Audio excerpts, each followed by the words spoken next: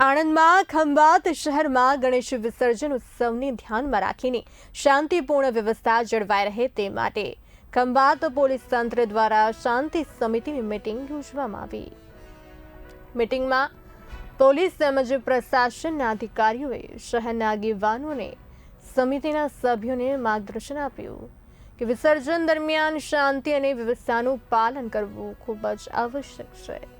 ખાસ કરીને જાહેર કરવામાં આવ્યું કે દરેક વ્યક્તિએ પોતાના વિસ્તારમાં ગણેશ વિસર્જન શાંતિપૂર્વક અને નિયમિત રીતે કરવું જોઈએ।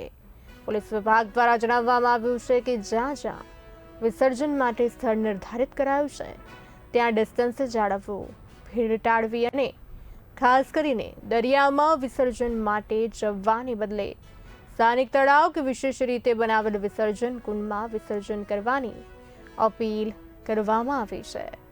ભારે મૂર્તિઓના વિસર્જન માટે 2 ક્રેનની વ્યવસ્થા પણ ગોઠવવામાં આવી છે જેથી કોઈ પણ પ્રકારની અરાજકતા કે અનિચ્છનીય ઘટના ન બને।